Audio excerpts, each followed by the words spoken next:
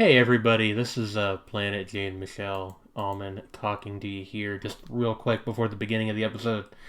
Just wanted to let you all know that we had some growing pains with the audio stuff for the first episode of the show. We did fix it by the end of the episode, so about halfway through you're going to notice the audio quality bump up considerably. Until then, it's a little odd sounding. I just ask that you bear with us. Thank you. Enjoy the show.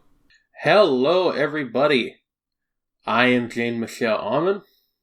And I'm Julian Mallon. And this is Darling in the Franks 5 years later, a retrospective mini podcast where we take a look back at that exact thing. I have terrible news for you listeners, which is that if you have clicked on this podcast, it is already too late for you. This is the rabbit hole and you are already inside of it. The darkness envelops you. Right. So, where do we even begin? I'm going to give a little bit of background for... I think basically everyone knows what DarliFra is, but just in case you don't, this was very broadly, a mecha series produced by a combination of two studios. It was a split committee with Studio Trigger on the one hand and what was at the time one of A1 Studios. Nowadays they are Cloverworks. I believe that rebranding actually happened during DarliFra's original airing. Anyway, very broadly, again, this is a mecha show. Takes place in a sort of post-apocalyptic environment. What would you, Julian, help me out here? What would you describe the main actual plot points as at this early stage? So, it has, a lot of plot beats in common with, if we wanted to go to, the nerdy answer is that it's a Sekai series. Yes, which, they're going for, right off the top. Yeah.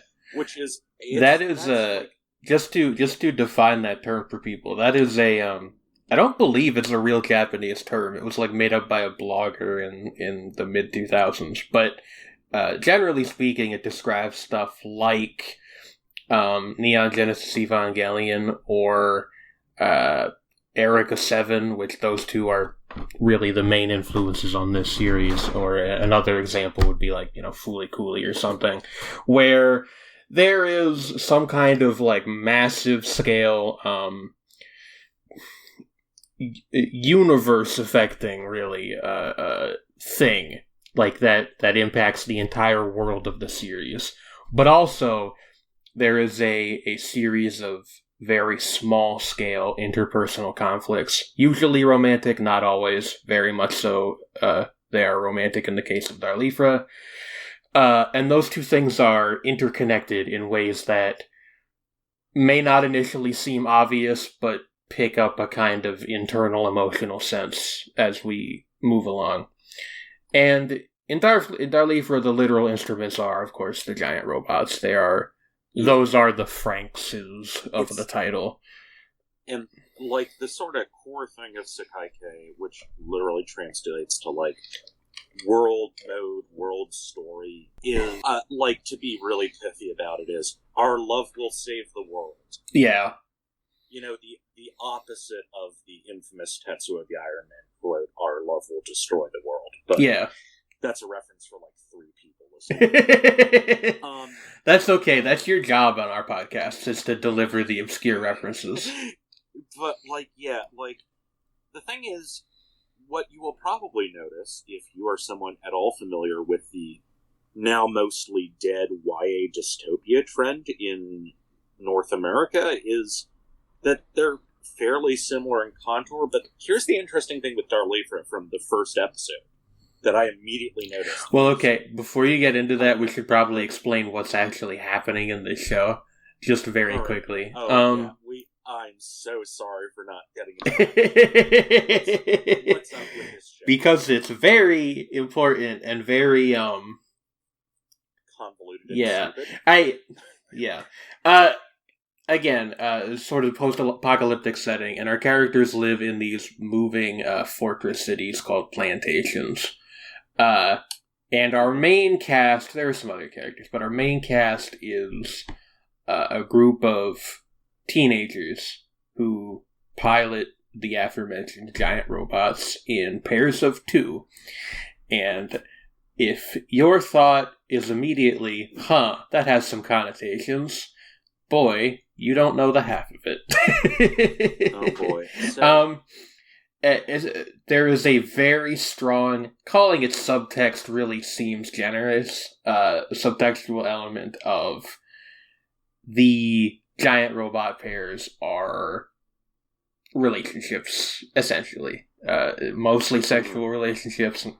They go some other places with it later that are a bit slipperier.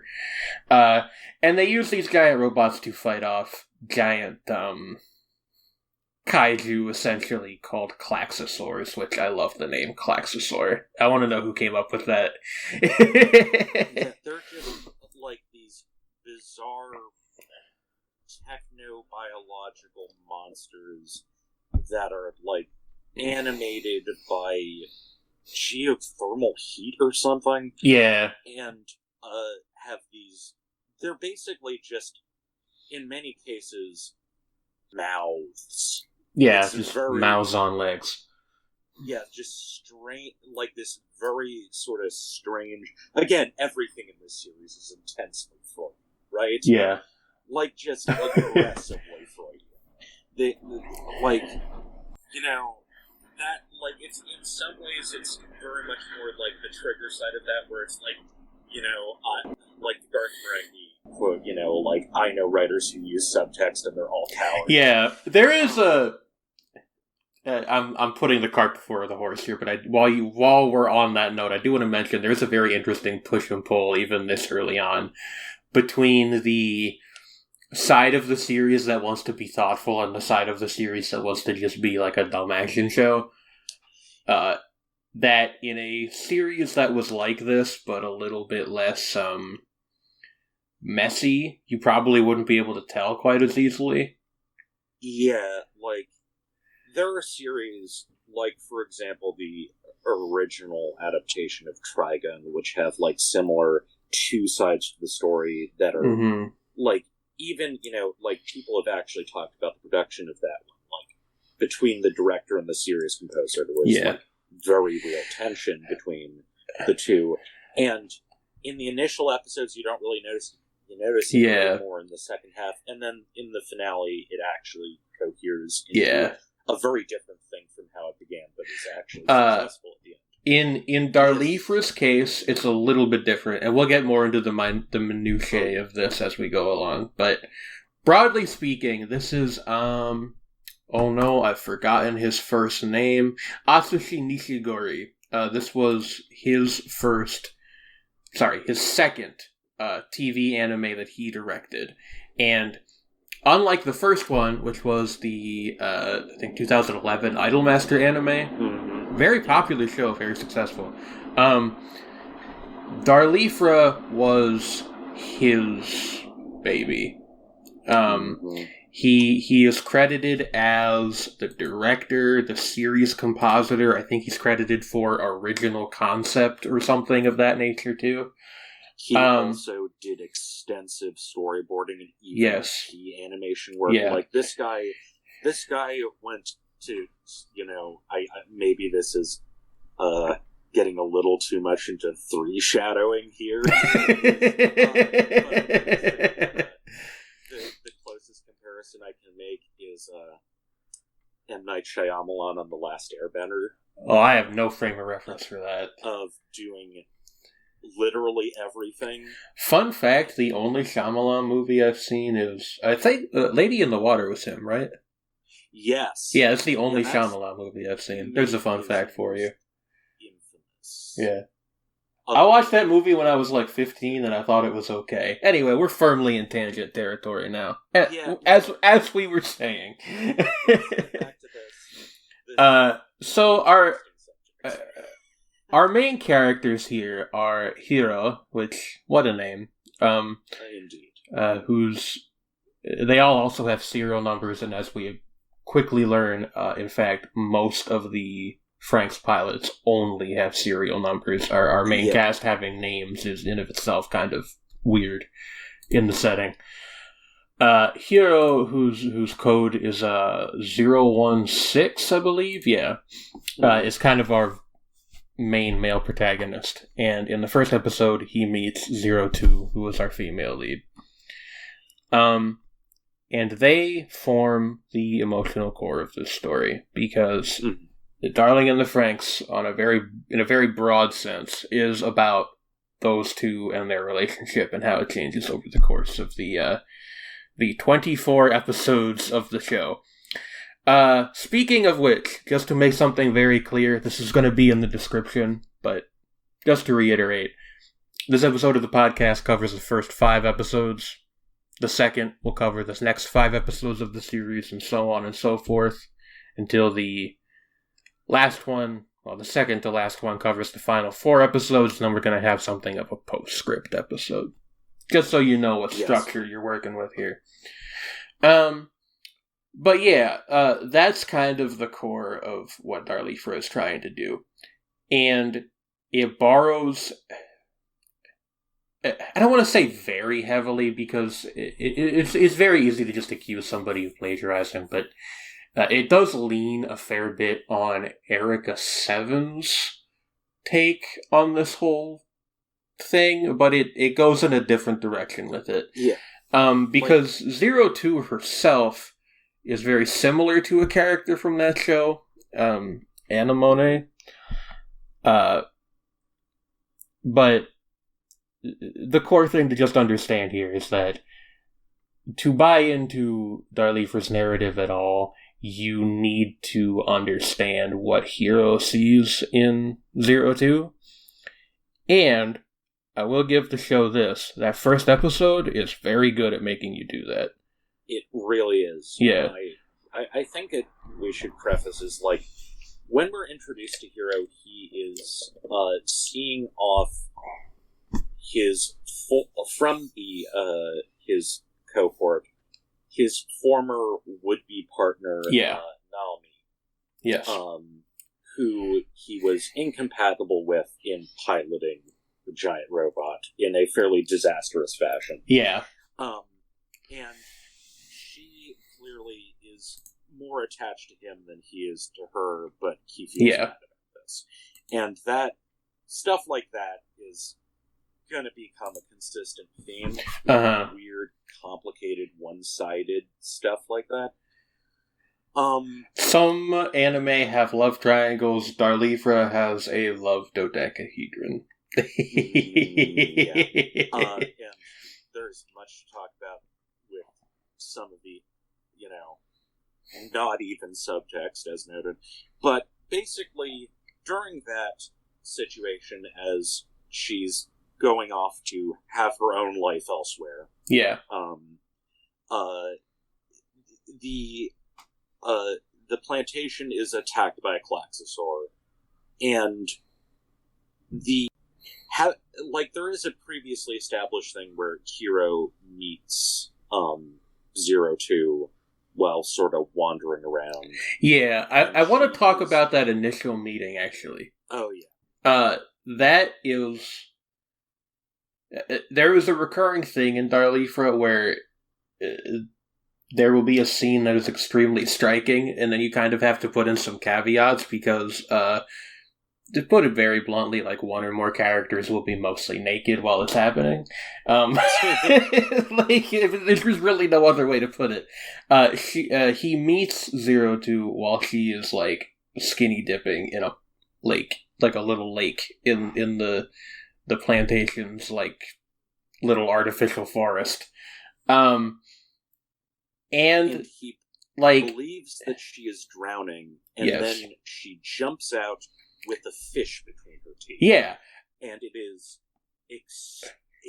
just like this image that you get the sense of like it being in the character, that it's emblazoned in your mind. Yeah. You know, like that he is just struck by this image. Yeah. And they managed to get it across because the directing is very, very good in that scene. Yeah, I said this to you when we were watching it, but one of the truly terrible things about DarliFra is that a lot of it, at least especially like this early on, a lot of it is actually kind of good. Yeah. Especially like it again, like there's this contrast between like, you know, is introducing a character with essentially full frontal nudity kind of tasteless? Yeah. Is it still like visually striking because the scene is just directed that well? Also, yes. Yeah. It is very good at like putting you in Hiro's head as this is happening. And especially because you get sort of the background, although like the actual departure is afterwards, and some like there is a certain amount of problem of having like that sometimes it feels like things are not in an ideal order storytelling wise even this early on. But like it is established that he's, you know, like sort of emotionally separated from his assigned partner, and he's just sort of walking through this park, essentially, like this sort of green area around where they live. Yeah. The sort of team that he is a part of. And he sees this girl swimming, the water suddenly goes still, and then she jumps out, and the light of the sun cutting through the dome that surrounds yes, the glass dome or whatever it is, yeah, reflects off her, and he also sees that she has a pair of horns and this unnatural hair color. Yeah.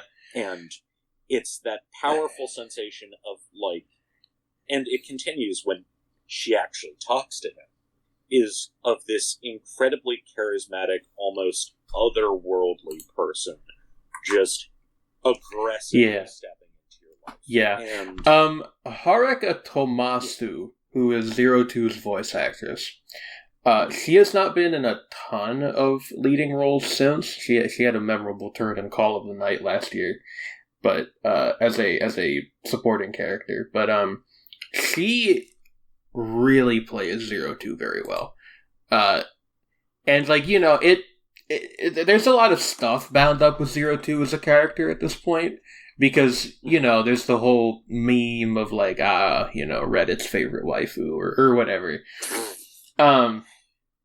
And you do have to kind of forget that as if you're trying to appreciate this for what it's trying to do, which is admittedly in of itself kind of a tall ask in some ways, but we'll get to that. I will say, I think that she makes it easier than you would think.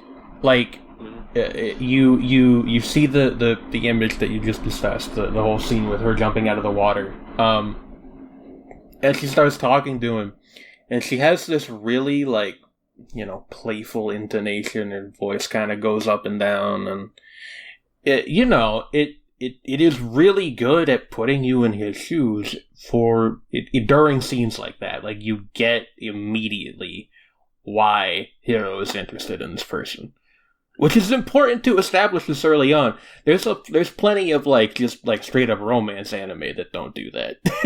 Yeah. You know, it further should be established that like at the very, very first scene, the first episode, we see her with one of her co-pilots who is like a long-standing professional who is being horribly injured for some reason. And we'll figure out why later. And she's just sort of deeply bored and frustrated with having to be this, we discern very quickly, is, you know, this sort of elite soldier who is believed to be able to pilot these robots on her own, which is an unusual thing to begin with. In this setting, And yes. There's also just, even from the first scene, like, a hint at that there are rumors flitting around her.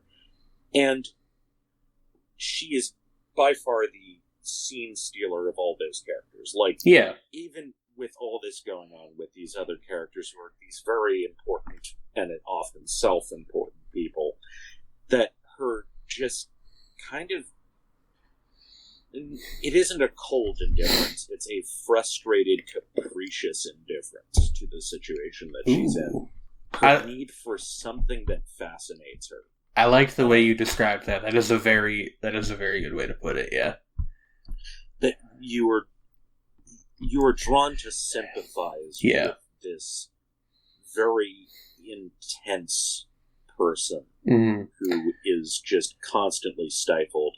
And she runs away from her entourage to go out skinny dipping in this pool because she's never been to an ocean. She's never seen an ocean. And this may not be an ocean, but it's the closest thing.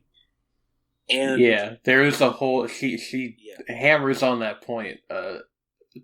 Not too hard, but hard enough that you get it. Yeah. And it feels like, in and of itself, kind of a metaphor for the way that she has been forced into a role which isn't sheltered, but that she is seen in a very utilitarian... Yeah, you get... I don't know if I want to say gilded cage kind of sense, but, like... Yeah. Definitely a sense of, like, we're giving you this much rope and no more. Yes. From her superiors, which we should probably talk about that, too. Because she is viewed as something intensely dangerous. Yes. You slowly... which that becomes especially apparent after the sequence of Hiro, on the dock, seeing Naomi off, and then the Klaxosaur attacks. Yes. And starts destroying everything in sight. This horrible thing, which is like a weird alligator dog thing with a giant mouth head that just starts gnawing away at this massive... just absolutely wrecking shop. In the process, in fact, Naomi, who enters some kind of capsule in order to be transported elsewhere, is caught up in the attack and is severely injured. We don't actually see her at any point after this during the episodes that we watched. So it is left... Yeah, it is left a little bit ambiguous as to whether she actually survived or if the other kids at the plantation are just being told that to ease their conscience, not consciousness. But during that attack, the thing that ends up fighting the Klaxosaur off is a lone FranXX that is transformed, Transformer style, right?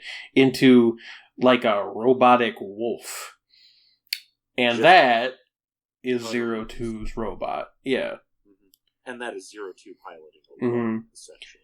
Yeah. Or, well, we find out, not alone, it's that her partner died. Yeah. Yeah. And she is wound up piling alone. They really pile on the not to an egregious extent, but they do really pile on the she's very dangerous talk in that part of the episode. This is where we're introduced to her nickname, the Partner Killer, which there's one fan sub that translates that a bit more eloquently as the Stamen Eater, which is a term that I like. It's just like, ooh, she's a dangerous flower, be careful. Yeah, given that the female component of the giant robot duo is called a pistol. Yeah. It's very on the nose, and we'll get... It's extremely charged, yeah.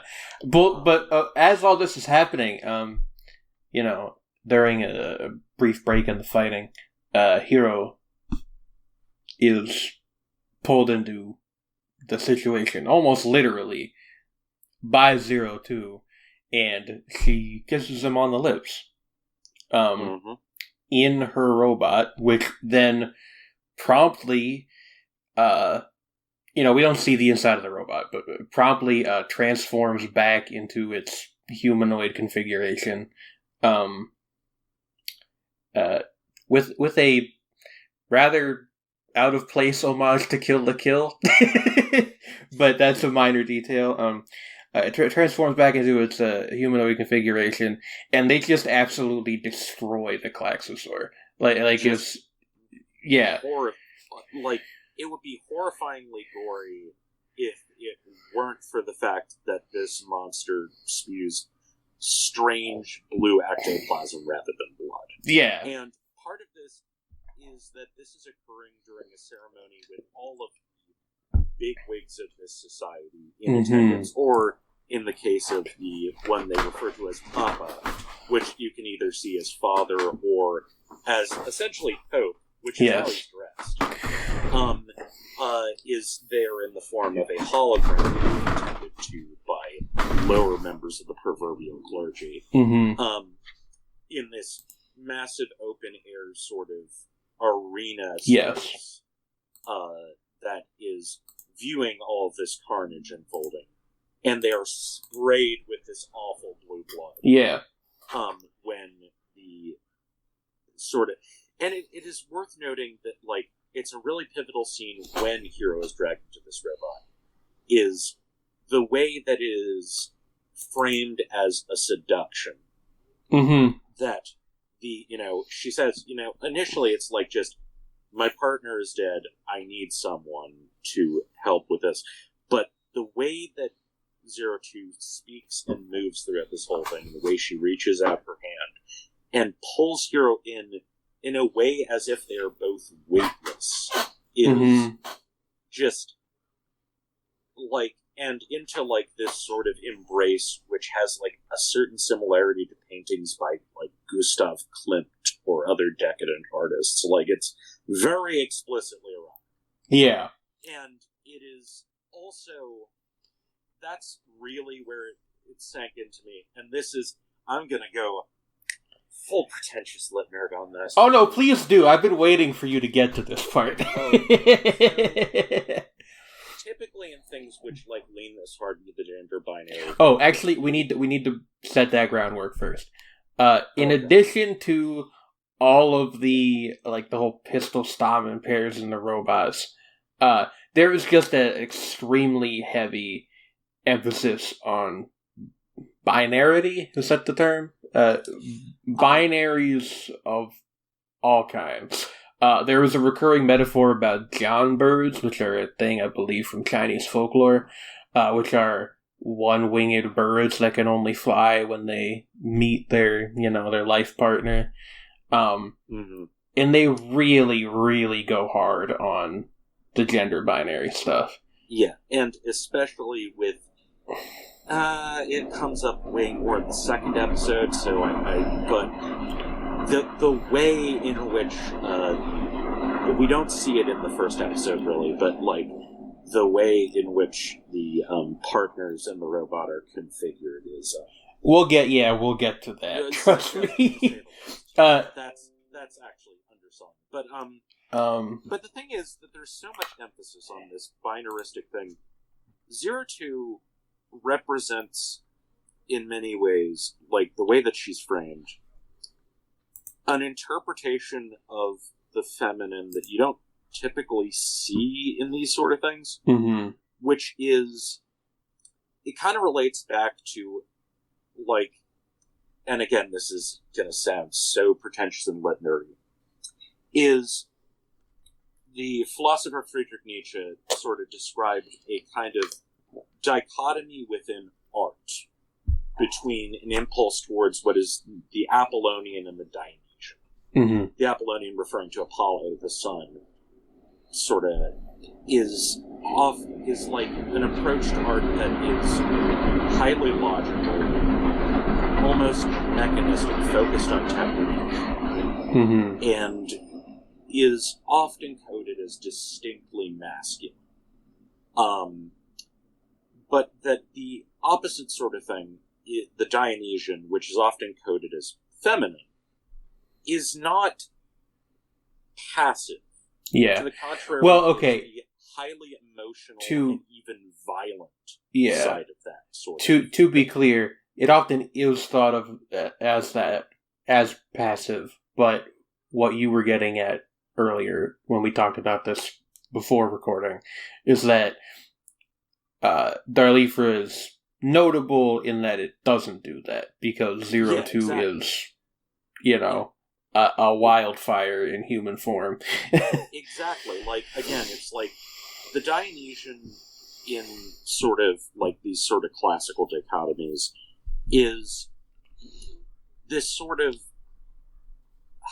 like just the raw, untamed, and occasionally a horrifying spirit. Yeah. This sort of lunar force, this very, like, it kind of ties into the whole thing, like, with the naming convention of the god Dionysus, who, like, who's, often framed as the god of wine, but if you go into, like, older myths, is a chthonic deity, an underworld deity. Yeah. And has a cohort of primarily women who follow him, who often would, in traditions, from that period, like in Orphic rites, for example, would go into violent frenzies and attack the opponents of the god, or unleash sort of a kind of retributive justice upon those who had committed sacrilege. Yeah. And Zero Two in many ways exemplifies that sort of, again, like you said, a wildfire in human form, a very sort of distinctly sexually charged, violent, but kind of like bound into this person that sort of draws in, Hero, who's like this very sort of like introverted, quiet, thoughtful, sort of overly focused on, as we sort of learn, like overly focused on technique, overly focused on formality. I want to cut in here, and we'll make these kind of our closing thoughts on episode 1, and then we'll get along to the rest of the first 5. The thing with all of this, to put a listener in the shoes of someone who, like me, I watched this episode when it premiered back in 2016. Which, hey, by the way, fun fact, if you're listening to this podcast on the day it comes out, it is now 5 years to the day when DarliFra premiered. 2018, not 2016. What am I saying? Anyway, a lot of people picked up on that. Maybe not in those same literary terms, but a lot of people picked up on this thing of like a very assertive, aggressive woman and a very, passive, not necessarily submissive, but willing to let other people lead him along guy.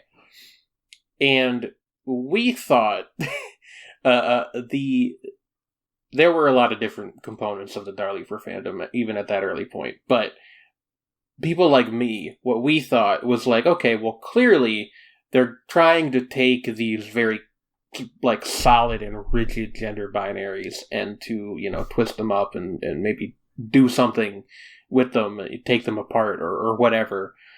And I want to just provide that context because that is what a lot of the early hopes for the show were predicated on.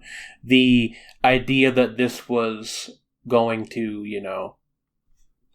to put it in quotation marks and capitalize both words, do something, Indeed.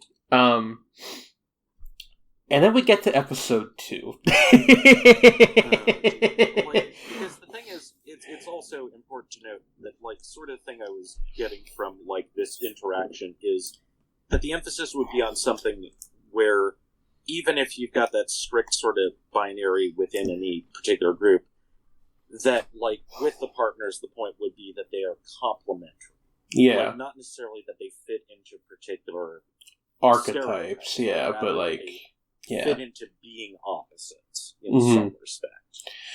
And that would be the point. Yeah. I think that's also a reasonable interpretation of the first episode. Yes. The second episode, if you're okay with moving on, because the second episode, I think, is the very first place where the cracks start to show, and lays some groundwork for where the show goes wrong later on. And I do think it goes wrong. I think it's fair to say that. The second episode is not solely about Hiro and 02 anymore. I need to. I need to go very quickly. So we shall, I think, cut like a small thing here. Okay, we can put a cut here. Yeah. All right. Yeah, I'll be back in just a second. So yeah, I wanted to move into talking about the second episode because, as I said, I think that is kind of where you start to see some cracks in the paint. Yes. Even this early on. Granted, there is one thing which it translates across the two episodes, but is something that I noticed which gave me concerns in the first episode, I will be honest. And that is, as I brought up earlier, an interesting thing is there is a parallel to Sekai fiction in North American YA dystopian fiction. You did, yeah, you did bring that up. Actually, in terms of tone, the opening episode, in demonstrating a much more overtly dystopian sort of feeling rather than the initial optimism of more conventional Sekai fiction, which becomes darker and then has the sort of cathartic climax where things resolve themselves. DarliFra, like, say, a parallel of something like The Hunger Games, starts in a fairly dystopian place. Mm-hmm. It starts dark. Yes. And then it becomes something else. And specifically, I felt that during the departure of Naomi. And it becomes a little more overt with some of the character dynamics in the second episode. Yeah, okay. So I will talk a little bit about that. So episode 2, we do see them in the first episode, but episode 2 is where we're properly introduced to the rest of the pilots at the plantation that our story takes place at. The main one of note in episode 2 is Ichigo, who is voiced by Kana Ichinose, for those of you who like voice actors trivia. Ichigo is pretty heavily implied to have some kind of unresolved romantic-ish, sibling-ish, not entirely well-defined relationship with Hiro. And because of this, she is the one who is probably the most suspicious of 02 when 02 kind of informally joins the plantation, which she does formally a few more episodes later, but that's not that important. The second episode, there's bureaucratic reasons for this within the fiction of the show, but essentially, 02 and Hiro are not allowed to pilot together for a time. And part of this is that the people who run the plantation are like, well, Hiro, if Hiro can only pilot with 02 and 02 is not allowed to go out, then that makes Hiro useless. So, Hiro is tasked with a training match against two of the other pilots. Miku and Zorome, I believe, are the two that he he goes against. And it's worth noting Zorome and Miku's dynamic is Zorome is incredibly brash and behaves like a hyperactive 12-year-old. Yes.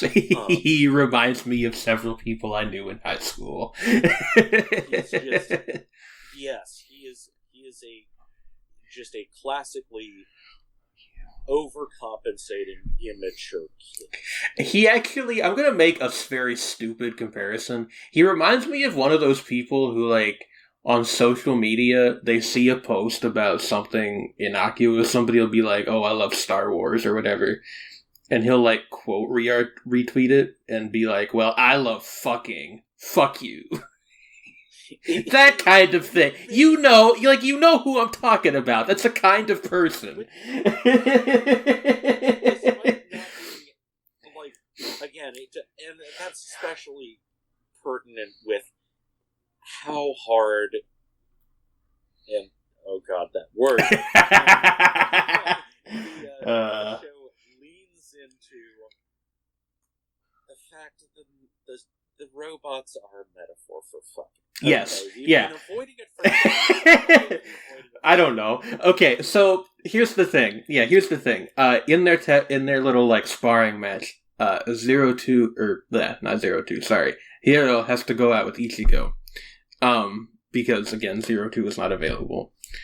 And Ichigo's very insistent on doing this. Yes, the fact that she has a partner who likes her quite a bit. Yes, again. We already are getting into, like, there's a very thorny knot of relationship dynamics here.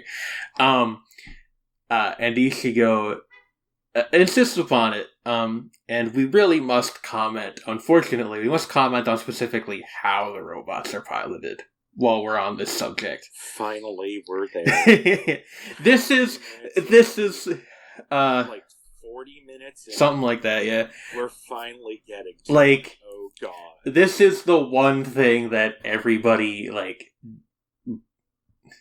I'm really trying to avoid saying the phrase busts on Darling in the FranXX for, but, like, it's such an obviously stupid idea, but the robots are piloted with the male pilot sitting in a sort of chair, like normal, and the female pilot on all fours in front of him, facing away from him.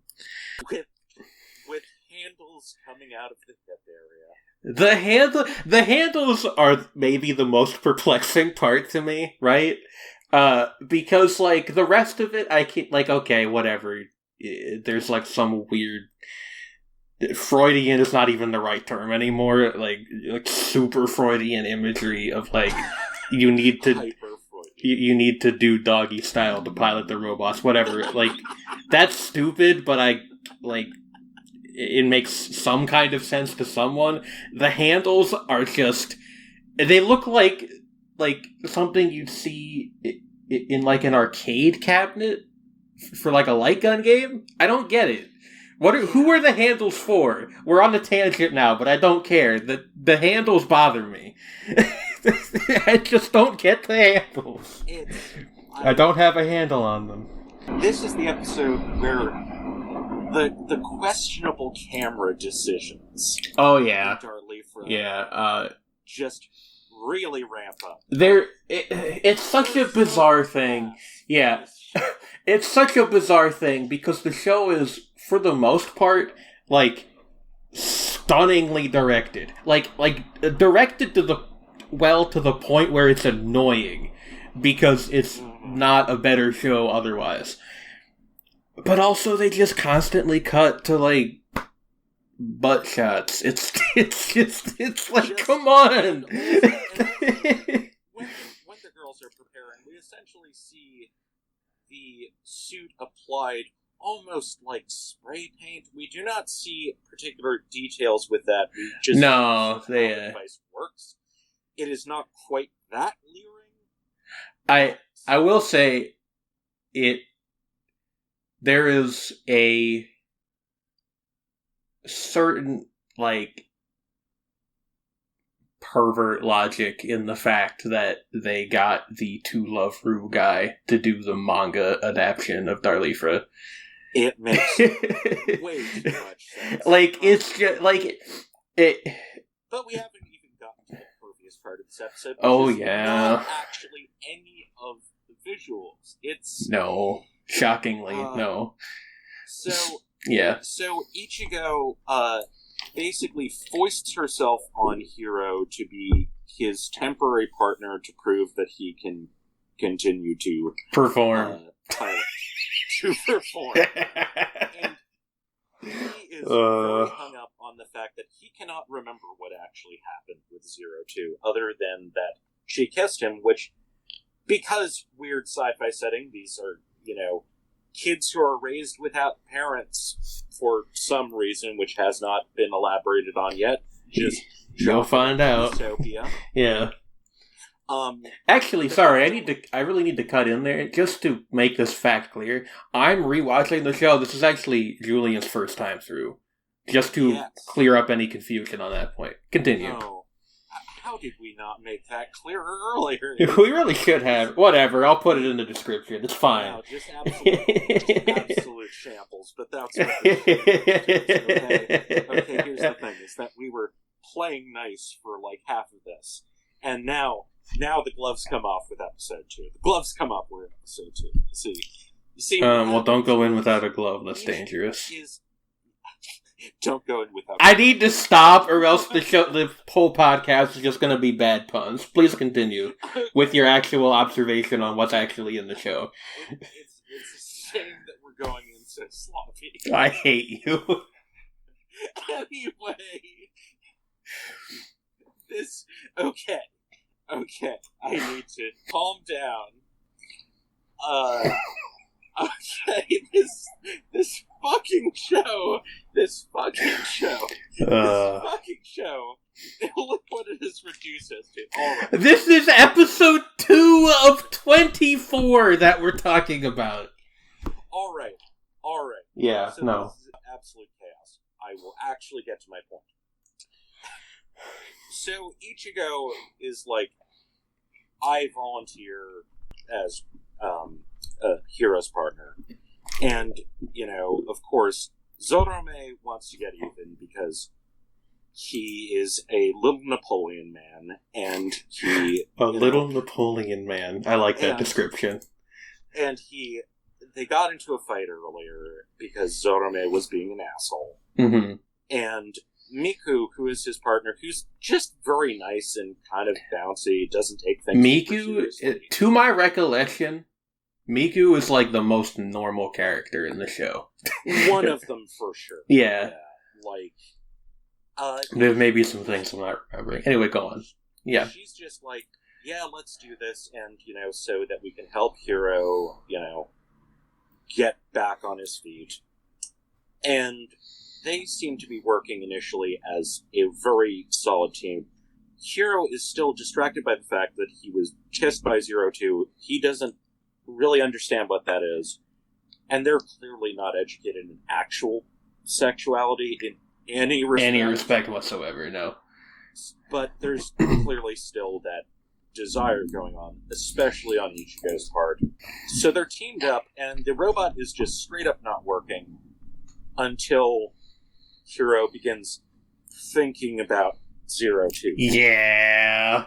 And and while Zoro are just hammering their robot and nearly just take them out. But then, so Hiro goes into this sort of like hyper-focusing on that, and yet things are not going well for Ichigo at all, and she becomes very increasingly upset and frustrated at Hiro's absolute incompetence and buffoonery. Zorome and Miku go out of sync because Zorome is being overly aggressive and compensating, and Miku is just like, what the fuck, man? Mm-hmm. You're being obnoxious.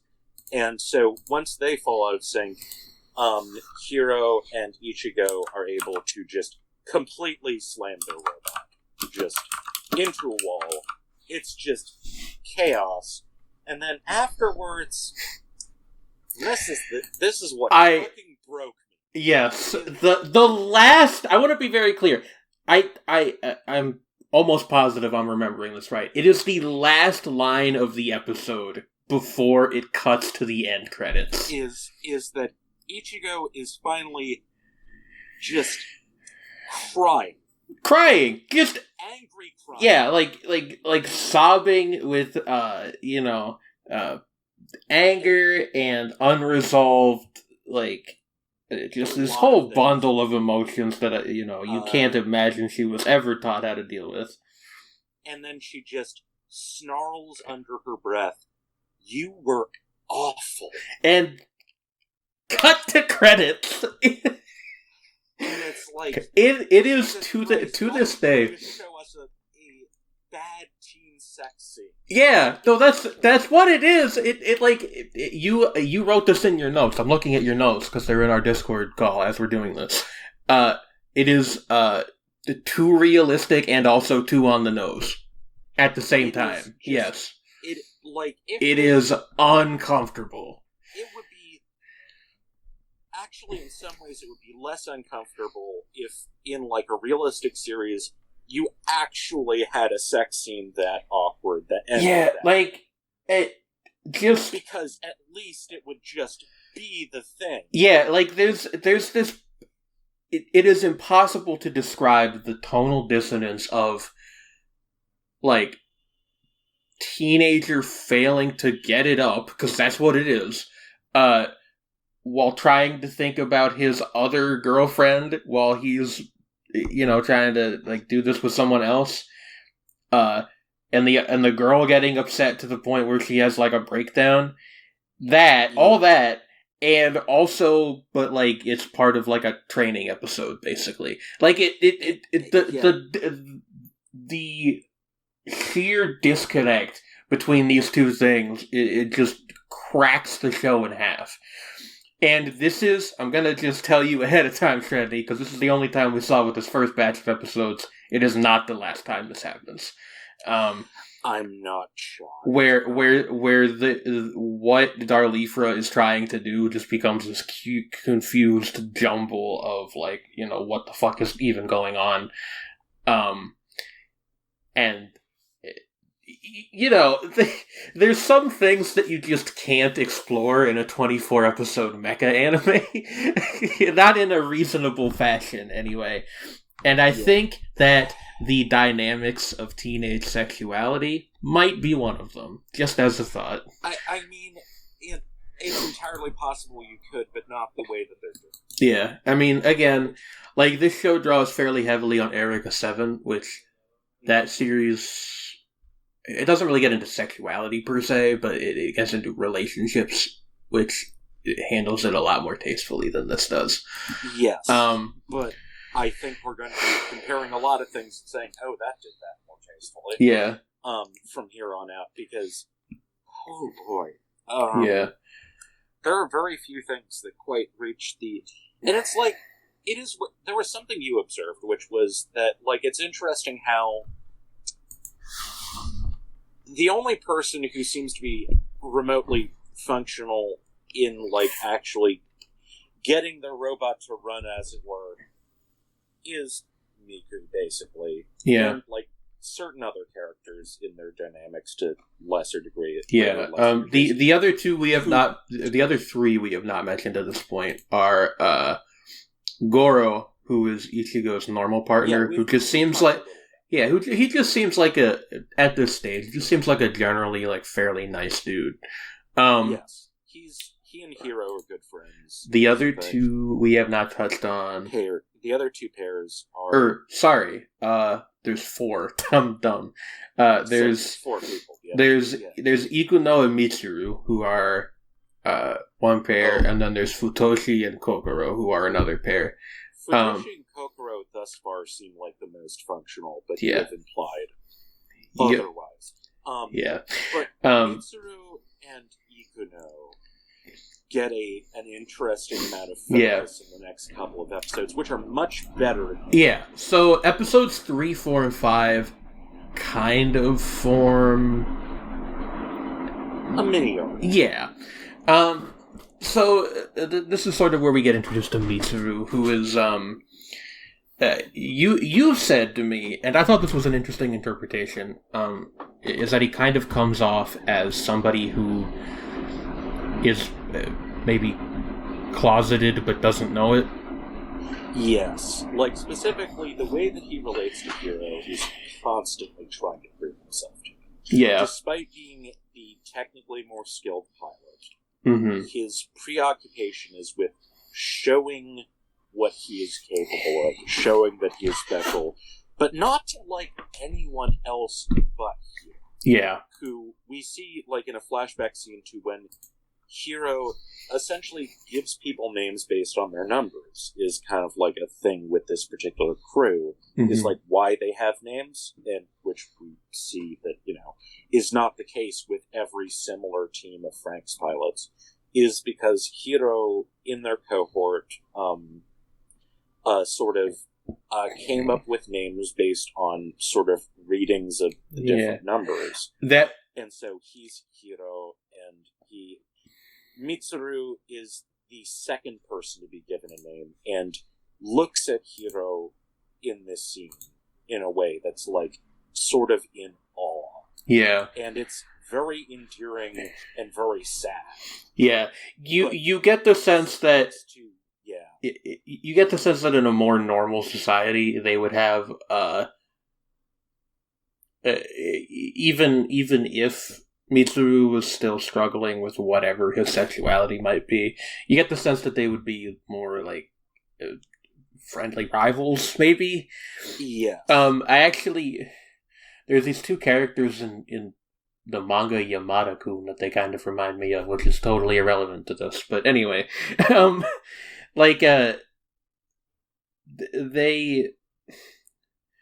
Mitsuru, again, does come across as very sort of obsessed with trying to prove that he can do whatever Hiro does. And so he develops a fixation on riding with 02. To the neglect of his partner, Ikuno? Do I have that name right? Yeah, Ikuno. Your observation, and I agree with this, is, and my joke with the two of them was, oh wow, it's couples who are each other's beard. Because Ikuno... Yeah. The way Ikuno relates to the other female characters, like, Ikuno is the most stoic character of all of them.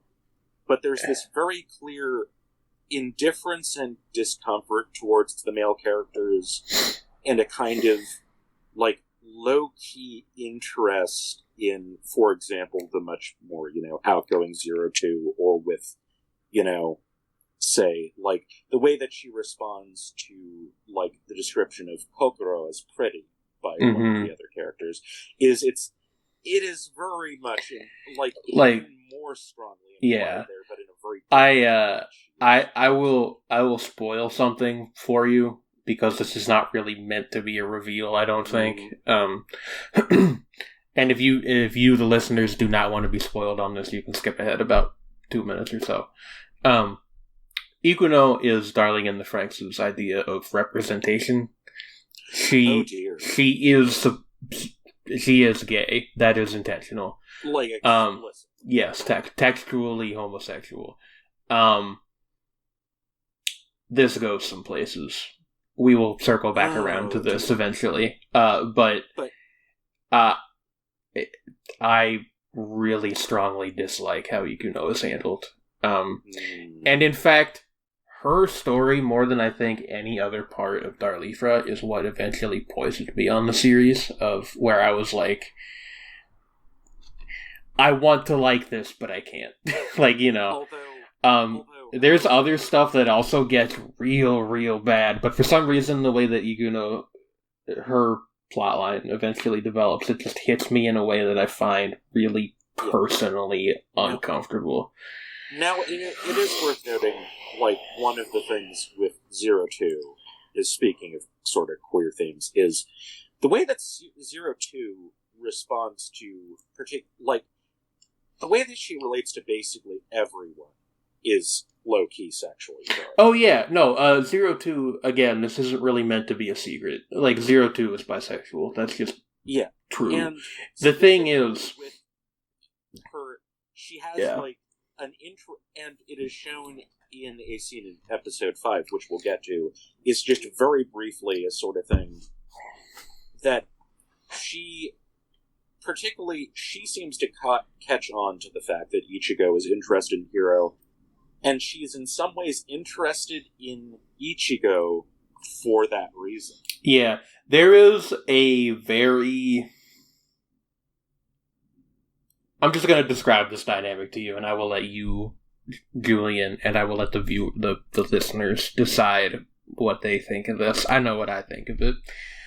There is this whole thing with 02 where she is consistently portrayed as being at least physically attracted to both men and women.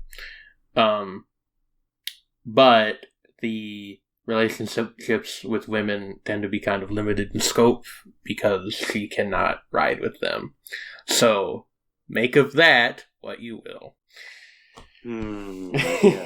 See what we talked about when problems start revealing themselves fairly early. Yeah.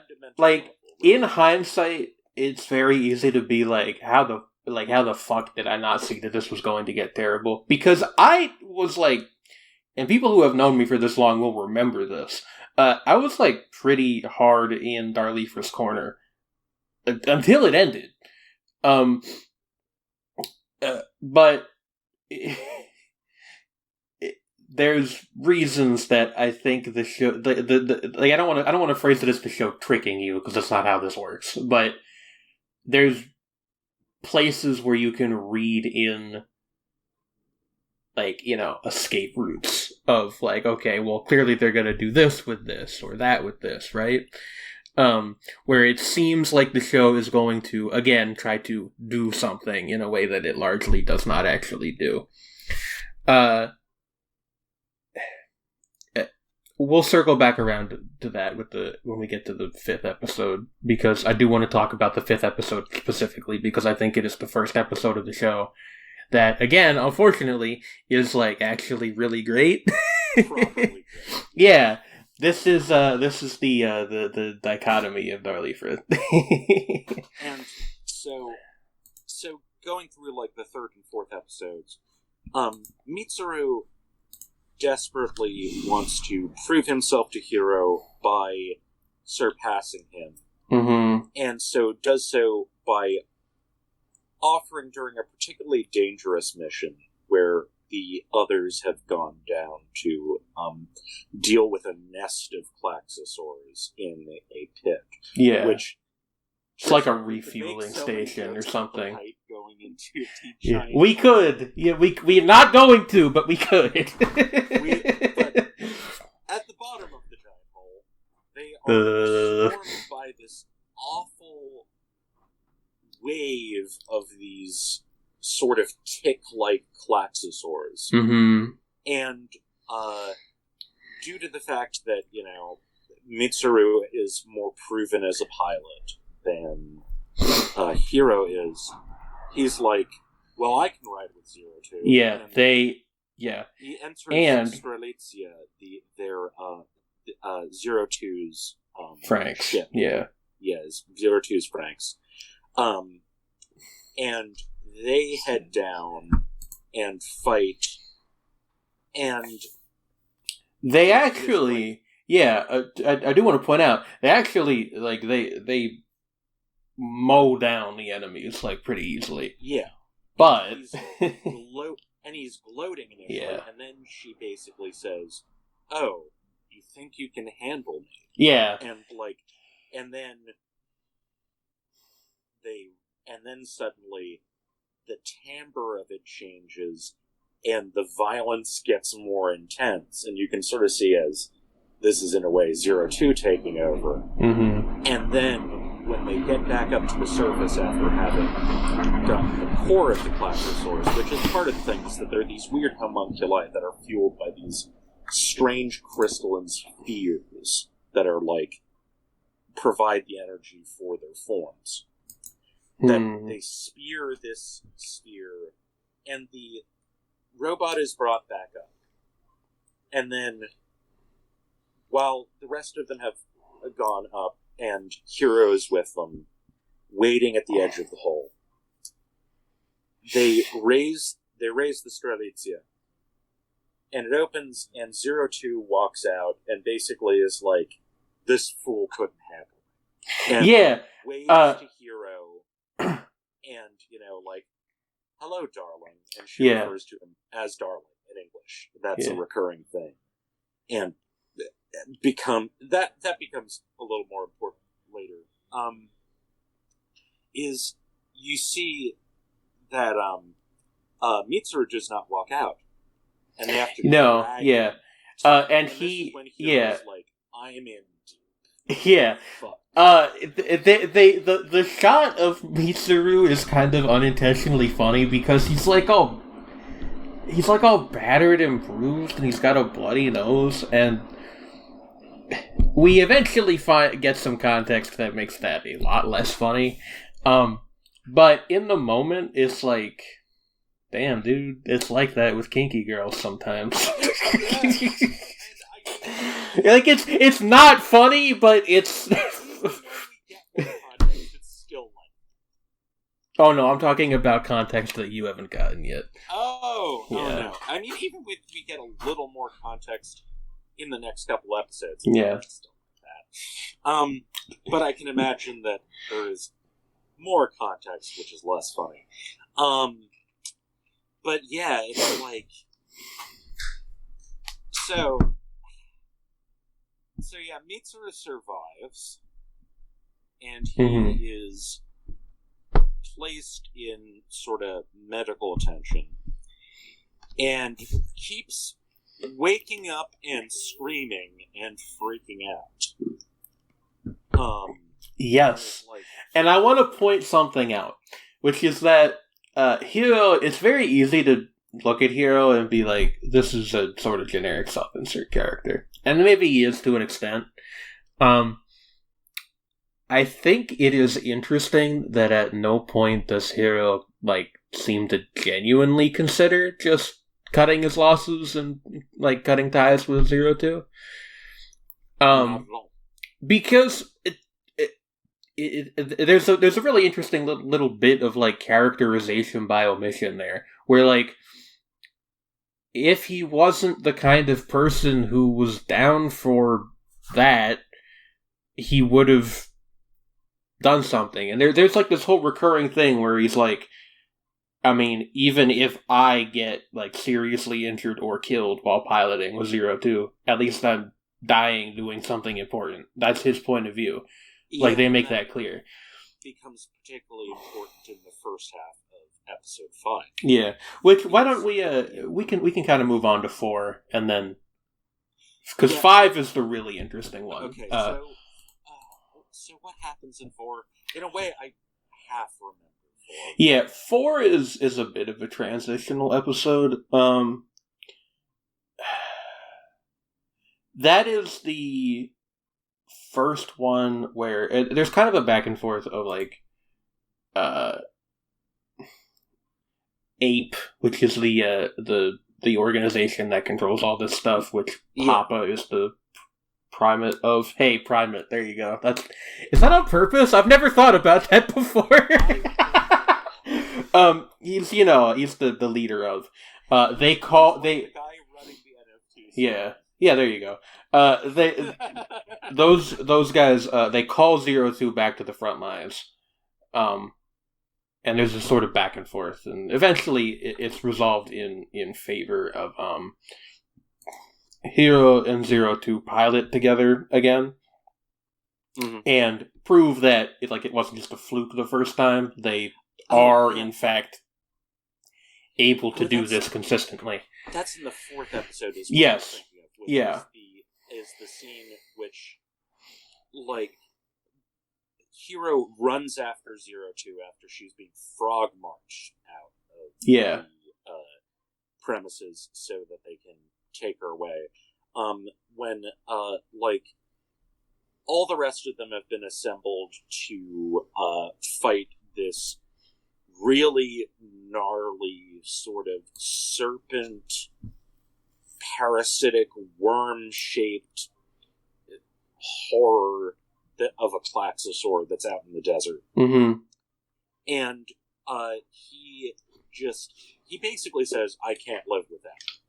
Like, just do it. Yeah. Like, I need you in my life. Without you, to quote a Knife song, without you, my life would be boring. Yeah. And that is the start. Well, hold on. That is the start of a ramping up that continues through to the end of the next episode where it hits its peak. Yeah. It's essentially that admission is what she needs to be like, you know what? I'm going back. Yeah. Fuck you.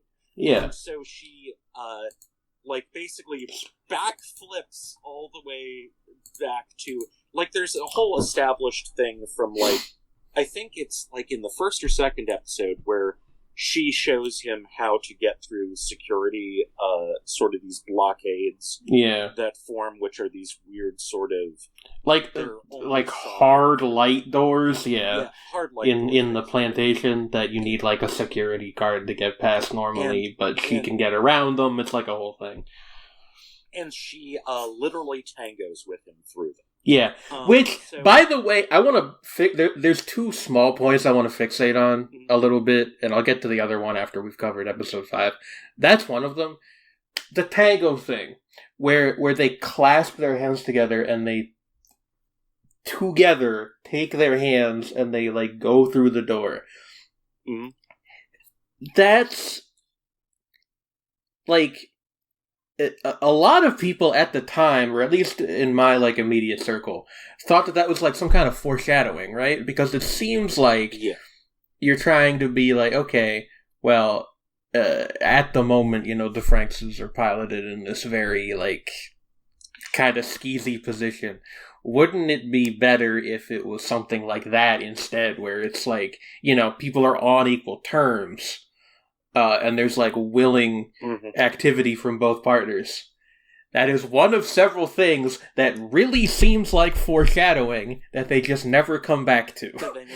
Yeah, there's a couple things like that. So basically, what she does is proceeds to literally dance with him through these barriers to the Starlitzia, and then takes it off inside of its transport vehicle, just destroys this transport vehicle. Yeah. And then goes out and saves the rest of the team's ass. And while doing so, although, everybody else involved is, contributing and doing a lot of important things, and that's, kind of the point of it as well, but that they need this, one extra element to sort of bring it all together, is that Ichigo and Goro's, neck, that as Zero Two and Heroes is passing by, and the facial expressions are directly correlated to the female pilots. Yeah, you can actually it's a sort of difficult thing to describe, but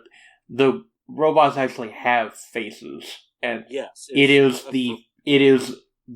a projection of the face of the pilot. It's kind of difficult to explain, but is that as Zero Two and Hero as this organism are zooming past Ichigo and Goro, Zero Two, who has directly flirted with Ichigo before, straight up licks her face at one point because she likes things. It's weird. Again, there's this whole running thing of that she is not believed to be entirely human. One of the rumors circulating around her is that she's part Klaxosaur. Which is she's not, as we find out in episode 5, it's not a rumor. That's true. Yeah, she is not fully human. Yeah. Continue. She's kind of permitted, quote unquote, to some degree, to do very strange, non-human things. But the thing is, she gives this smile and this, rakish, sardonic look at Ichigo, who basically, all but does the anime blush at it. And it's It's a very, that expression conveys such a, cute. Yeah, it's such a strange combination of, "Hey girl, I'm cucking you, and also check it out." Like, I don't even know where to start with that.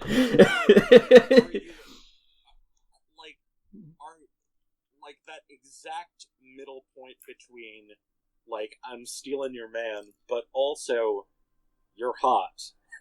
Well, to put it another way, like, I'm stealing your man, but don't I look great doing it? Something like that. Yeah, like it's a little of a couple of different yeah, things. It's a very peculiar mix of emotions. But in that moment, it's like just a really good character moment because it sums up what 02 is like and what her dynamic with Ichigo is like. Mm-hmm. Which is, there are a lot of things going on, but they're just summed up in that little bit before 02 and Hero just completely rip this horrible snake monster thing apart. Yeah. And that scene is just very, very good. Also, incidentally, another thing is that the lead up to that with Mitsuru and Ikuno, again, hammering home the fucking two gay people in a fake relationship thing. I also want to point out that episode just in general has very nice action sequences. A recurring production thing, it's not strictly 1-to-1, but a lot of the episodes with better action animation are the Trigger episodes, and a lot of the more atmospheric episodes are Cloverworks episodes. It's an interesting split there. Yeah. And it's like, but yeah, like, the 5th episode is where... Well, before we talk about that, I'm going to put a cut in here, because I have to go use the restroom. Okay. And then we will, and then we'll get to episode 5, and there's one more thing I want to talk about before we get to episode 5. Alright. So I'll see you in a second. Hi again, everybody. We've had a bit of a fucking mishap over here since you last heard from us. Just absolute technical nightmares. We have resolved it more or less. Yes. Thank God. There's going to be a disclaimer at the beginning of this episode. Anyway, it doesn't matter. So yeah, what I wanted to get at before we got into talking about episode 5 proper is one of the other little details that I kind of fixate on because it seems like a very obvious thing to follow through on, but they don't follow through on it. Which is, back in episode 2 it was established that Hiro giving the other FranXX pilots names is unusual, and it's only really done at this one plantation. It really seems like they are setting up for a thing where 02 eventually gets a name from Hiro as like a... there's all kinds of symbolism you could wrap up in that, right? Mm-hmm. But she never does.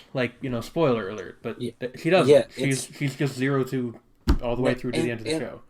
And one thing, when I found out about that, like, hearing that as, like, a spoiler, and it's like, the funny thing with this show is, like, for everyone's reference, I went into this knowing that it goes some places and not great places.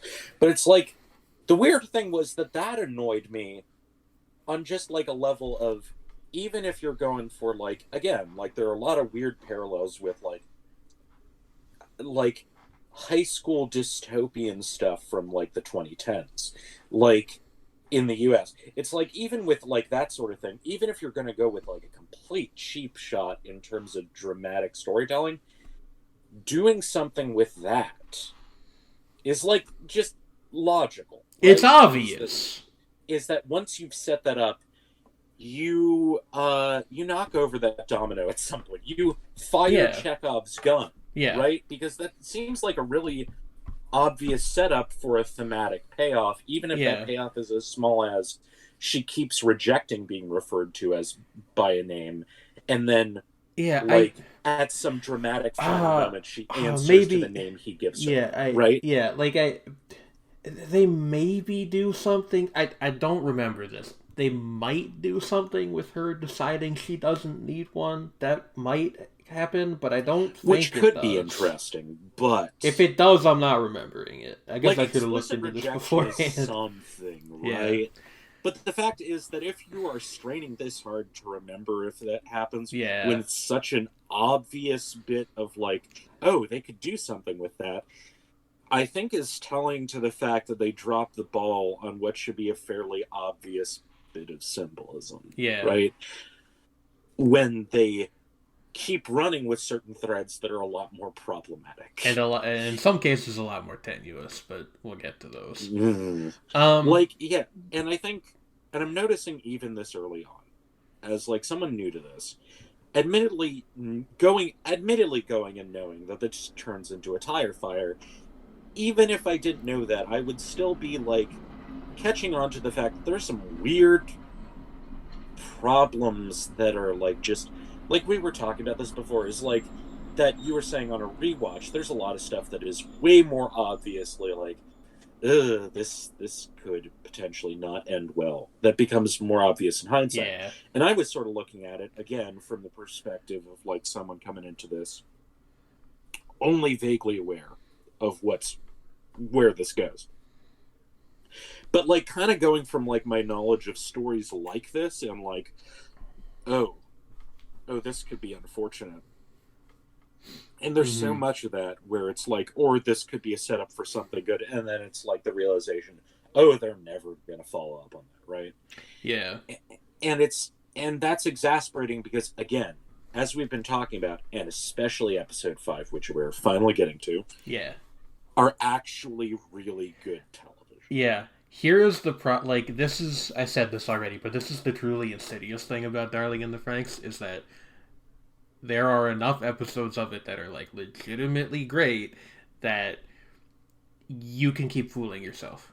Essentially, is And that this you can keep going like well, I yeah, mean, but you know this episode was like really good and they really did some stuff and it's true, but there is this weird thing where overall the show is like less than the sum of its parts. yeah, and it's like episode 5 contains some really quite beautiful character writing. Mm-hmm. And like it is heavily focused on the sort of the tension of Ichigo, like sort of like desperately wanting but not knowing necessarily that she wants Hiro to reciprocate her affections and Yeah, actually care, I and Goro being like caught in the middle because he's basically Hiro's best friend and he's essentially Ichigo's sort of life partner, kind of. yeah And does, you realize by the end of it, genuinely love her, but has no idea how to express it because he has never been taught how to demonstrate or reciprocate affection. yeah. Um, to get to the literals of the episode, just real quick. Mm. After the fight in episode 4, uh, Hiro mysteriously falls ill. And there is a lot of really heavy-handed but interesting symbolism. Like there's a bit where he's like in the bathroom and he's getting himself a drink, and he's like sweating buckets. He's like obviously physically distressed. And he looks up over the bathroom mirror. He sees a spider of some kind scrapping a fly into its web. A butterfly. A butterfly. It was a butterfly. Yeah, sorry. But we learn I think about halfway through the episode that he's got this weird blue growth on his chest, and that is like a thing that happens to people who like repeatedly ride with zero tubes. Like they get this weird like cancerous disease, which a lot of people have likened to an STD. I think you can maybe look at you can maybe draw a line there. You could also like get into like the symbolic, like the sort of like I mean I was gonna make a joke that would probably go over a lot of people's heads, which was, oh, it's the sickness unto death. Oh, Yeah, hi, no, Kierkegaard. I don't get that at all. You fucking nerd. It's like it's like Kierkegaard is like the OG Christian existentialist, and he talks about the sickness unto death, which is that feeling of purposelessness in life. Mm-hmm. And it's like and in this case, it would be like, you could say, the inability to rectify him finding a new purpose. I don't know. It's like, it's a very tenuous thing, and it was like just me like making an extremely dumb joke, being a fool about it.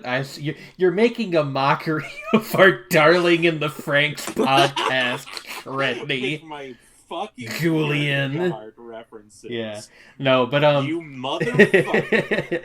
No, but like anyway, there's this whole thing of like, you know, he's physically like dying, and Ichigo, it is a love that kills. Yeah, and Ichigo, understandably, as, you know, somebody who was concerned for his well-being, obviously, like, there's all the romantic stuff that had been there, but even just as a friend, and Goro's frightened of this. And Goro too. Like, he sees it and freaks out. And they have this whole thing where Hiro is like, you know, don't tell anybody else. I don't want anyone else to know, because again, his thought is, even if I die while doing this, at least I'm dying doing something important. We'll come back to that. And Ichigo confronts Zero Two about it, and Zero Two is extremely dismissive of the entire idea that she's done anything wrong. And it's obvious through this scene, even as they frame her as this sort of unknowable, like, forest spirit of a woman, and there's this really good shot that is stuck in my mind, even like before we rewatched it, stuck in my mind years later, where they've got her face is kind of at an angle, and it's just a shot of her face, but the way it's angled and the lighting kind of makes her look like a praying mantis, which I think is a fun little visual trick. But you know, and you can kind of tell she's putting on a front as she's doing this, as she's being like, Ichigo is so furious at her and is like, how can you not care? And then, like, essentially her response is, well, if he dies, then he's not strong enough. If he dies, he dies. Yeah, you know. And it's like, and then of course Ichigo slaps her in that weird little sort of headband thing, which seems to be a limiter on her horns for some reason. Yeah. Which flies off, and then we get a glimpse of the sort of the power underneath Zero Two's skin. Her eyes and her horns glow this unearthly red, and she's basically like, you don't know what I'm capable of. Don't fuck with me. Yeah, do you really want this? Yeah. And, you know, Ichigo just runs away and, like, just anger and horror at her situation. Understandably, through all of this, I want to be clear, they do also make Zero Two look cool as shit. Like, and also scary. And also scary, She is a force of nature. That's, like, sort of the underlying thing. Again, with the whole description of her as being, like, which I sort of was talking about, with her being, like, this very Dionysian presence. Specifically, like, the interpretation of that you sometimes see with certain writers of, like, war as a Dionysian force. She is a warrior being. Yeah. She is not to be fucked with. She is, like, again, it comes up once again. That was such a great description. Is a wildfire in human form. Oh, you flatter me. She cannot be tamed. Yeah. And of course, her society wants to tame her, to use her. Yeah. Which I should also work out well. I should also point out, there is, like, the running thing of, like, she has, they say, Klaxosaur blood. Like, she is like literally part dinosaur. Like, you know, she is the other made semi-knowable, but not completely knowable. Like, she is as close as they are comfortable. And all of this, we must again stress, comes through really strongly. Like this episode overall is fan-fucking-tastic. Like, if you watch Yeah, it, if you watch it in isolation, you would easily be like, oh, well, this must be from a great show. And then also, like, and we'll get back to, like, her actually putting on a front that she might be in some ways a lot more noble and human than she remotely lets other people in on. Because, again, she's been trained to be this monster for lets the other government, people in on more than she lets other people in on, including Hero. We should say, including this Hero. at this stage. Even he is not part of that. But before that happens, we get the scene of Goro desperately trying to comfort Ichigo after seeing what happened and overhearing it, and just, it's a great example of, like, you know, again, it's the thing that made the second episode so uncomfortable is that is it being both very on the nose, but actually nailing that kind of set of emotions that are extremely adolescent. Yeah. It nails Goro, who's like a reasonably mature guy, but he's still a kid. Yeah. Who is desperately trying to work through, I don't know how to tell you that I care about you, that I love you. Yeah. And that I want you to, like, I want you to let me in and to comfort you, but you won't let me, in part because he recognizes on some level that she's head over heels for Hero, and that, like, as much as she might care about his feelings, that overrides it. Yeah. And that's making her a mess. And he also recognizes that he himself is worried about Hero and doesn't really know how to process that either, because he hasn't really been taught a whole lot about mortality either. Like, people die around them, but they're not really, like, told how to respond to it is like a genuinely compelling portrait of this little, like, walled garden society of kids who, other than their caretaker, who's such a satellite character that I don't even remember her name at this point. Nana. Wow, that's really on the nose. And she's also, like, she is not that old. She's, like, in her 20s probably. Yeah. And she just seems to be, like, she is making sure they don't get into serious trouble, but she is also out of her depth. Yeah. Like, the few glimpses we get of her inner life, as it were, she is low-key very freaked out and doesn't want to admit it. It is a genuinely compelling portrait of just, like, none of these people know what they're doing, and they're all totally unequipped for the situation they're in. Yeah. Except there is, at the end of the episode, you get this sometimes in anime, where there is a moment where if you're a certain kind of viewer, it will just hit you a certain way, and you're like, okay, well, I'm all in. You know? Yes. Like a buy-in moment, basically. And it ends with the mother of all buy-in moments. Yeah. There is this moment at the end of the episode, there is, like, one moment of genuine understanding between two people. Like, a genuine human connection. And it is when Hiro goes out to talk to 02 after 02 and Ichigo's fight. And we find out that 02 already knew about the growth. And it's like, you know, if we keep doing this, you will probably die. And it's like, and she very, just, like, subtly basically says, she admits she makes a concession, which is, if you can't handle this, if this scares you, if you want off this ride, I'll let you go. Yeah. And she just, and that's, like, a moment of vulnerability that she doesn't frame in that way, but it's a genuine admission that I care more about you than being with you. Yeah. And I will let you go, but if you are prepared even for something really horrible to happen, then let's go. Yeah, well, that's the interesting thing, is, like, she clearly expects him to walk away, and he doesn't. Which I think is probably Hiro's strongest character moment in this early part of the show. Yeah, like, it's that, like, there are two, like, really strong character moments. The flashback about the naming thing, because it kind of tells you what sort of kid he was, and why he is like he is now, and his like melancholy around Naomi, and that attachment. You can see what's going on with that.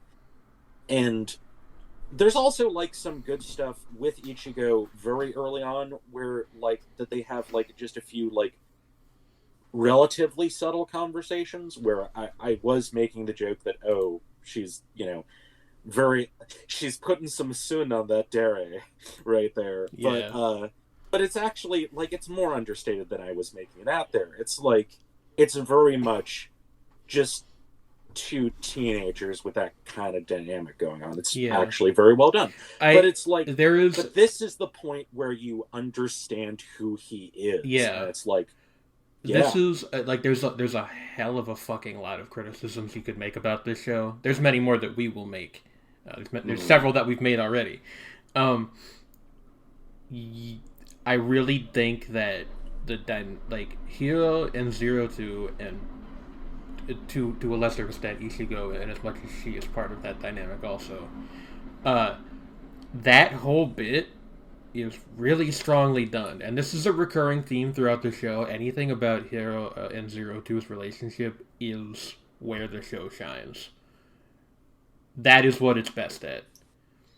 Like, without any further qualifications. I mean, like, other than some technical stuff, like, the action animation is very impressive, that kind of thing. But from, like, a thematic point of view, those two click and have, like, a genuine on-screen chemistry in a way that you don't see super often. Just, not even just in anime, but just, like, in popular media in general. And also, just the way that, like, it's two people really trying to meet each other in some middle. Like, and they haven't figured out where that is yet, but they're trying. And this is what...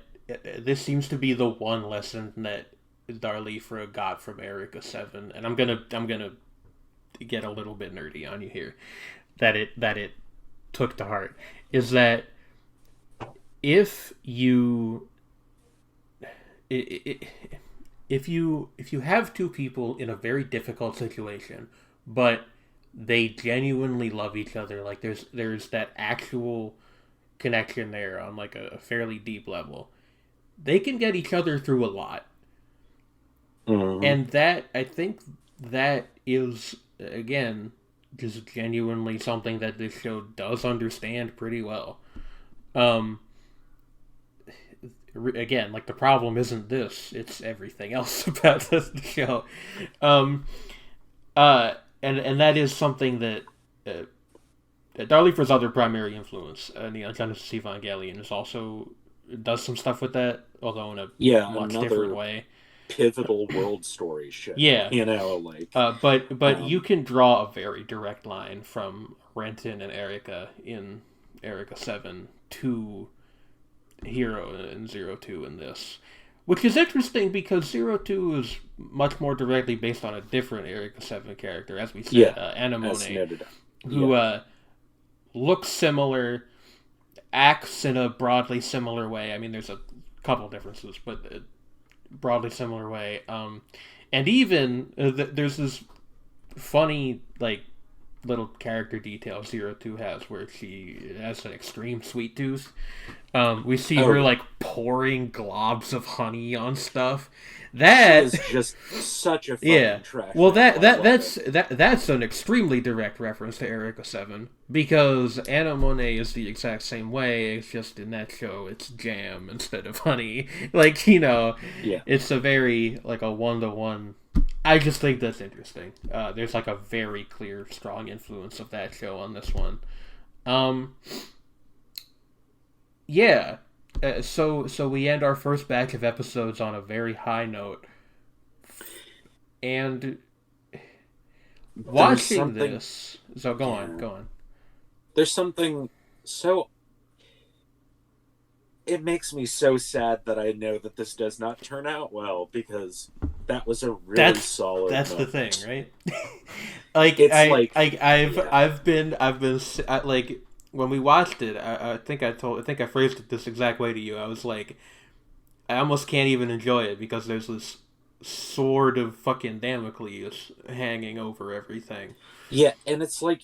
And it's like... Yeah. There are more good moments to come, certainly, but after we hit a certain point, the show loses the plot and it never recovers. And it's like... It's also just like that like, I will say, because I just keep making these fucking references, but one that stuck in my head, which it'll come up again and again, is that, and so people who have seen Gundam Witch of Mercury and are really paying attention to background details may have heard of this guy. There was a philosopher in the 1800s in Germany named Otto Schopenhauer, who, incidentally, Nietzsche was a student of but broke with. Schopenhauer was mainly focused on aesthetics, like, art, especially music. Like, he was, like, he had a very bleak view of the world and considered, like, music one of the few consolations in life that makes it worth living. And it's like... And there's a whole thing like in the background of that, but like I'm not going to get too much into Schopenhauer. Weird man. But one of his points about art was, in order to really appreciate great art, like to truly fully understand it, you have to get an understanding for what doesn't work for you. Yeah. And you have to like look at bad art with as much of a critical eye and with almost as loving an eye as you do art that you love. Yeah, because I agree with that. How a work fucks up is important to understanding what your priorities are as someone interested in aesthetics. Yeah. To bring that back to the conversation about this show, if it had just stuck to being about Hero and Zero Two with the other stuff as peripheral and not really elaborated on, I think you could very easily make the case that that this would be like a flawed but mostly good show. Unfortunately, it doesn't do that, and I really think that that's a mistake. And we'll talk about this more when we get to the point where it actually happens, but I really do think the show abandons its heart essentially at some point, where it stops being about emotions between people and starts being about like concepts, and unfortunately the concepts that DarliFra tries to be about are not very interesting and are in some ways regressive and stupid. I recall when we were discussing doing this in the first place, you stumbled upon a set of interviews, including one with Nishigori himself. Oh, yes. And your response to what he thought about the gender stuff, I could tell that you were recoiling. I don't like to play internet tough guy, but I think if I ever met this guy and, just pretend we have some kind of magic translation device, I would have some very stern words for the man. Would he listen to me? No, because he doesn't strike me as that kind of person. But but we will get to that. We will get to that in a future episode. Hey, we're basically out of time. So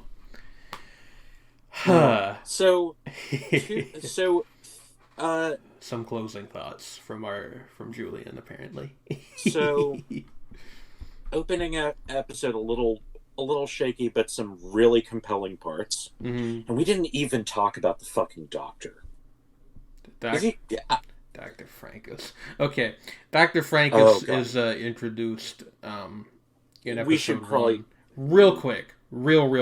He's introduced in episode 1 as like the science guy, and a lot of super robot shows have a character like this. He is introduced pinching Nana's ass, which is a very early indication of how this show actually feels about women. But we can get to that in the future. Also, Dr. FranXX, fun fact, my least favorite character in the entire show. And he also explains the entire, really hammers home the whole binaristic thing. God, yeah, it's like the whole it requires again, one male and one female. Like, okay, Dr. Redditor. But yeah, there. I have a feeling that this character will return and be more unpleasant. You have no idea. In any case, but first episode has some rougher moments. But again, the moment where Hero gets in the damn robot or is pulled into the damn robot, very good moment. Second episode, who fucking boy, one of the most uncomfortable things I've watched, and I have watched some shit. If anyone has ever seen my analyst, you know I've watched some shit. And for some reason that made me squirm more than most things. I was most unhappy. And then the third and fifth episodes, and also to a lesser extent also some moments in the fourth episode too, all actually great. Yeah, especially the fifth episode. Yep. And it's that weird. It's the whole weird thing of 2/3 of this fucking slap, 1/3 of this. Ooh no. Yeah. Oh honey, no. And well, we've teased future episodes enough. I think we will see you all, dear listeners, on the 24th is when the next episode will go up for you. It's on the 24th of January. Yeah. We're going to be doing these twice a month until we're done. Like we said, there's going to be 5 episodes in which we're analyzing the show in 5-episode chunks. So this one was 1 through 5. Next one will be 5 through 10, and so on. And the last section will just cover the last 4 and also be a general postmortem. Well, no, we're going to do the last 4 are going to be 1 episode, and then we are going to do an autopsy, as it were. Oh, the final autopsy. Yeah. Yes. Oh no. We will talk about all of that in a future episode of Darling and the Franks 5 years later retrospective. See you next time. See ya.